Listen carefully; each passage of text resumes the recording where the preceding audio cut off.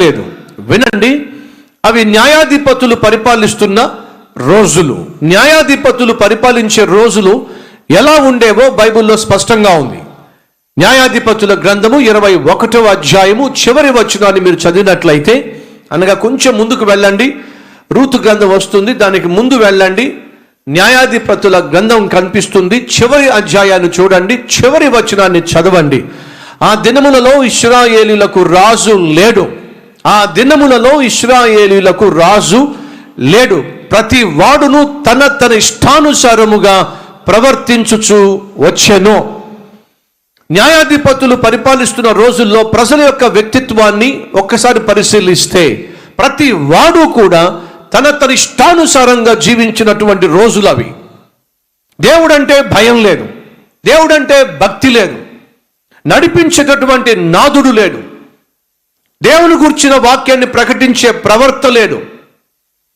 అదే సమయంలో బైబిల్లో ఒక చక్కని మాట ఉంది, చూద్దాం రండి. 31వ అధ్యాయము సామెతల గ్రంథము, సామెతల గ్రంథము 31వ అధ్యాయంలో ఓ చక్కని మాట ఉంది. 30వ అధ్యాయంలో 30వ అధ్యాయము 27వ వచనము. సామెతలు 27వ వచనము.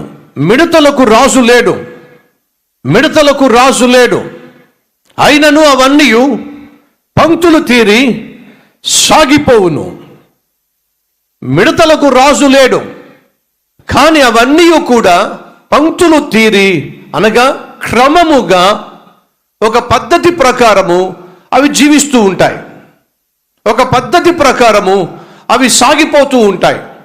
దేవుడు సృష్టించిన సృష్టిలో పక్షులు కావచ్చు, జలచరాశులు కావచ్చు, జంతువులు కావచ్చు, వృక్షాలు కావచ్చు, ఫలించే మొక్కలు కావచ్చు, మీరు దేన్ని చూసినా సరే అవన్నీ కూడా దేవుడు సృష్టించినట్టుగా ఏ ఉద్దేశంతో దేవుడు సృష్టించాడో ఆ ఉద్దేశాన్ని అవి నెరవేరుస్తూ ఉన్నాయి. గులాబీ పువ్వులు పూయాలని చెప్పి గులాబీ మొక్కలను దేవుడు పుట్టించాడు. అవి పుట్టిన నాటి నుంచి నేటి వరకు గులాబీ పువ్వులే పుష్పిస్తూ ఉన్నాయి. మామిడి పళ్ళు కాయాలని చెప్పి దేవుడు మామిడి చెట్టును సృష్టించాడు. అది పుట్టినప్పటి నుంచి ఎప్పటి వరకు మామిడి పళ్ళే కాస్తూ ఉన్నాయి. పాలు ఇవ్వాలి అని చెప్పి దేవుడు బర్రెలను పుట్టించాడు. అవి పుట్టినప్పటి నుంచి ఎప్పటి వరకు ప్రజలకు సేవ చేస్తూ పాలిస్తూనే ఉన్నాయి. జంతువులను చూడండి, అవి ఎందుకోసం దేవుడు సృష్టించాడో ఆ సృష్టిని దేవుని యొక్క ఉద్దేశాన్ని నెరవేరుస్తూ ఉన్నాయి. కానీ ఎటొచ్చి దేవునికి వ్యతిరేకంగా, దేవుని చిత్తానికి వ్యతిరేకంగా జీవిస్తుంది, దేవుని విసిగిస్తుంది. ఎవరో తెలుసా? దేవుని పోలికలో, దేవుని స్వరూపంలో సృష్టించబడిన మనిషే దేవునికి వ్యతిరేకంగా జీవిస్తూ ఉన్నాడు. బైబిల్ సెలవిస్తూ ఉంది, ఆ రోజులలో ఇశ్రాయేలీయులకు రాజు లేడు కాబట్టి ప్రతి ఒక్కడు తన ఇష్టానుసారంగా ప్రవర్తిస్తూ వచ్చాడు. భర్త ఇష్టం వచ్చినట్టుగా ప్రవర్తిస్తున్నాడు, భార్యకి ఇష్టం వచ్చినట్టుగా ప్రవర్తిస్తూ ఉంది, పిల్లలకి ఇష్టం వచ్చినట్టుగా ప్రవర్తిస్తూ ఉన్నారు. కుటుంబం కానీ, కుటుంబంలో విలువలు కానీ, దేవుడంటే భయం కానీ, భక్తి కానీ, ఆత్మీయత కానీ, ఇవి ఏమీ లేకుండా ప్రతివాడు ఇష్టం వచ్చినట్టుగా జీవిస్తున్నారు. అలా ఇష్టం వచ్చినట్టుగా జీవిస్తున్న రోజుల్లో ఒక కుటుంబాన్ని పరిశీలిద్దాం.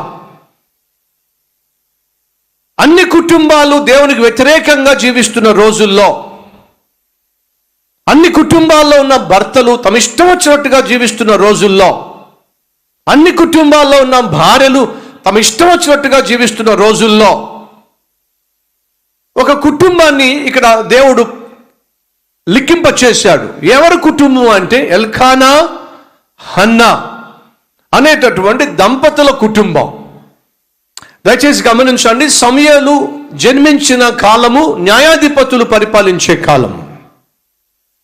అలాగే విచిత్రం ఏమిటంటే ఆ సమూయేలు గ్రంథానికి ముందున్న గ్రంథము రూతు గ్రంథము. మొదటి అధ్యాయం చూడండి, మొదటి వచనం చదువుదాం రండి.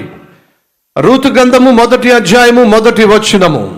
న్యాయాధిపతులు ఏలిన దినముల యందు దేశములో కరువు కలుగగా యూదా బెత్లెహేము నుండి ఒక మనుష్యుడు తన భార్యను తన 2 కుమారులను వెంట పెట్టుకుని మోయాబు దేశమునకు వెళ్ళెను. ఇక్కడ కూడా మనం చూస్తున్నాం, బెత్లెహేములో ఉండేటటువంటి ఒక కుటుంబము ఇష్టం వచ్చినట్టుగా ప్రవర్తిస్తున్నారు. ఆ ప్రాంతానికి కరువు వచ్చినప్పుడు కరువుకు గల కారణం ఏమిటో ధర్మశాస్త్రంలో దేవుడు స్పష్టంగా లిఖింపజేశాడు. మనుషులు తమ ఇష్టం వచ్చినట్టుగా జీవించినప్పుడు, నా మాటకు లోబడనప్పుడు, విచ్చలవిడిగా పాపము చేసినప్పుడు నేను ఆకాశాన్ని మూసివేస్తాను, వర్షం పడకుండా చేస్తాను, భూమి పంట పండకుండా చేస్తాను, కరువు కోరల్లో మీరు చిక్కుకొని పోయే విధంగా చేస్తాను అని దేవుడు ముందుగానే హెచ్చరిక చేశాడు. మనుషులు తమ ఇష్టం వచ్చినట్టుగా జీవిస్తున్నారు కాబట్టి దేవుడు వారికి శిక్ష విధిస్తూ కరువును తీసుకొచ్చాడు. అలా కరువు వచ్చినప్పుడు ఎలిమెలెకు అనేటటువంటి ఒక భర్త తన భార్య అయినటువంటి నయోమిని తన 2 కుమారులను తీసుకొని ఎక్కడికి తెలుసా మీకు? మోయాబు దేశానికి వెళ్ళిపోయాడు. ఎందుకని? బ్రతకాలి అని చెప్పి. సొంత నిర్ణయము, దేవుని చిత్తానికి వ్యతిరేకమైన నిర్ణయం. కారణం తెలుసా? అది అలవాటు అయిపోయింది. ఏం చేయాలనిపిస్తే అది చేయటం, ఎక్కడికి వెళ్ళాలనిపిస్తే అక్కడికి వెళ్ళడం, ఎలా బ్రతకాలనిపిస్తే అలా బ్రతికేయడం. ఆ రోజుల్లో మనుషులకు అది ఒక అలవాటుగా మారిపోయింది. ఈరోజు మన మధ్య ఎవరైనా ఉన్నారా? నువ్వు దేవుని మందిరానికి వస్తూ కూడా, వాక్యము వింటూ కూడా, అప్పుడప్పుడు ప్రార్థన చేస్తూ కూడా, బాప్తిసం తీసుకొని కూడా ఎలా పడితే అలా జీవించే జీవితాన్ని అలవాటు చేసుకుంటున్నావా? నీ మనసులోకి ఏ ఆలోచన వస్తే చాలు ఆ ఆలోచన చేయాల్సిందే. ఏ తప్పు చేయాలనిపిస్తే ఆ తప్పు చేయాల్సిందే. ఎక్కడికి వెళ్ళాలనిపిస్తే అక్కడికి వెళ్ళాల్సిందే. నీ కాలు కుదురుగా ఉండదు, నీ కళ్ళు కుదురుగా ఉండవు, నీ ఒళ్ళు కుదురుగా ఉండవు, నీ ఆలోచన కుదురుగా ఉండదు. నీ జేబులో 10 రూపాయలు ఉంటే చాలు, అది ఖర్చు పెట్టేంత వరకు నువ్వు ప్రశాంతంగా కూర్చోలేవు. అడుగుతున్నాను, ఇలాంటి జీవిత విధానం నువ్వు కలిగి ఉన్నట్లయితే వినో. నీలో కూడా ఆనాడు ఇశ్రాయేలీలు ఏ రీతిగా ఇష్టం వచ్చినట్టుగా ప్రవర్తిస్తూ వచ్చారో, ఫలితంగా కరువును కష్టాన్ని కొంతెచ్చుకున్నారో, నువ్వు కూడా అదే మార్గం గుండా వెళ్తున్నావు. కాబట్టి చేతులారా రాబోయే రోజుల్లో నువ్వు కష్టాన్ని, కరువును, నష్టాన్ని, నాశనాన్ని తెచ్చుకోబోతున్నావు. ఆ రోజు రాకుండా ఉండాలి అంటే నీ చుట్టూ మనుషులు దేవునికి వ్యతిరేకంగా జీవిస్తున్నా, నీ బంధువులు వాళ్ళు ఇష్టం వచ్చినట్టుగా బ్రతుకుతూ ఉన్నా, నీ స్నేహితులు శరీర ఈచ్ఛలకు బానిసలైపోతూ ఉన్నా, నిన్ను నీవు భద్రపరుచుకోమని ప్రభువు పేరట మనవి చేస్తున్నా. మన చుట్టూ ఉన్న వాళ్ళు ఇష్టానుసారంగా జీవిస్తూ ఉంటే, మన రూమ్మేట్స్, మన క్లాస్మేట్స్, మనతో పాటు ఉద్యోగం చేసే కొలీగ్స్, మన బంధువులు లోకానుసారంగా జీవిస్తూ ఉంటే, మీరొక్కరే ఆత్మీయంగా జీవించడం సాధ్యమంటారా? మీరొక్కరే పరిశుద్ధంగా జీవించడం సాధ్యమంటారా? మీరు మీ కుటుంబం మాత్రమే దేవుణ్ణి సేవించడం సాధ్యమంటారా? ఎస్, ఎల్కానా, హన్నా ఈ కుటుంబము అది సాధ్యమే అని నిరూపించారు.